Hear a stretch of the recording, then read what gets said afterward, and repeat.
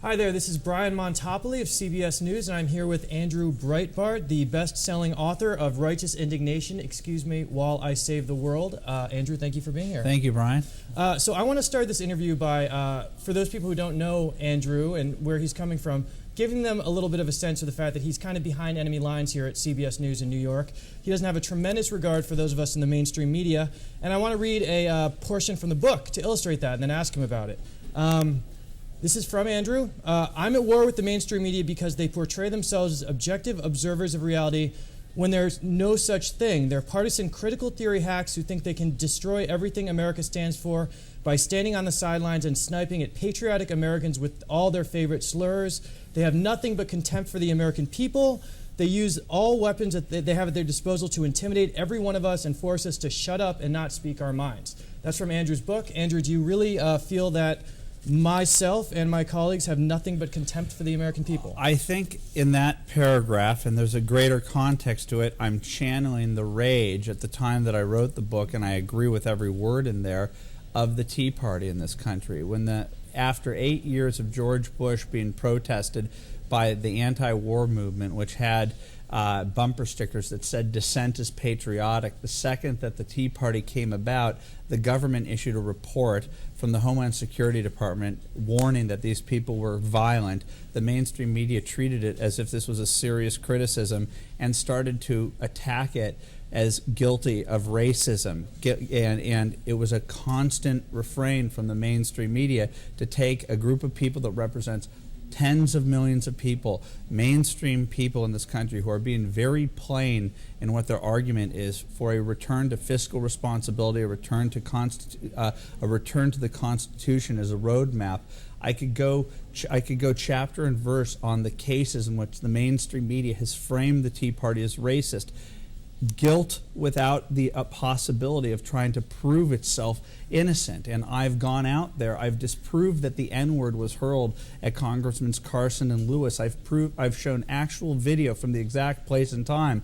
For the mainstream media, and CBS still plays up that incident as evidence that the Tea Party is racist, even though I have video that disproves it, which should put Congressman Carson and Lewis in the mainstream media in a place where they have to explain themselves. But that is a critique of the mainstream media, and people can debate whether it's a legitimate critique, but you're making a broader claim. You're saying that reporters hold Americans in contempt. I'm middle Americans from flyover country. How would I know this? I used to be a default, this is classic Andrew with his phone ringing. I used to be a default liberal. In West Los Angeles. There's no incentive in where I grew up to go from the left to the right. What I started to realize at cocktail parties, at pool parties, around my friends and their family, people who inhabited the mainstream media, who inhabited Hollywood, is that at the cocktail parties they would talk about flyover countries as if these were some type of heathens or that they were beneath contempt. MSNBC, for instance, NBC, for instance, who criticizes the Acorn Undercover videos to a great extent, saying that this is illegitimate. This is an illegitimate form of undercover video investigation. For Dateline, went undercover to a NASCAR rally pretending to be Muslims. Why did they do that? Because they wanted to get people from flyover country, those people who would dare, like NASCAR, to say intemperate or racist things to the passing Muslims. Is that this constant treatment of flyover country with this Talladega Nights sort of, these people are stupid, these people are idiot, these people dress funny, they're not cool. I'm an LA dude, and enough is enough. I don't think that they should be treated with more contempt than they treat actual criminals in this country. Let me ask on a slightly different topic. One of your critiques of the mainstream media is that there's a liberal bias, and therefore you largely can't believe what they're telling you because they have an agenda. Let me just finish. Yeah. Wouldn't that argument also apply to you, who is clearly says he's a conservative, and is a publisher putting stuff on his website? Yeah. Why wouldn't you be subject to that same critique? My point is that's not my point, and I'm glad I have the opportunity here to clarify that.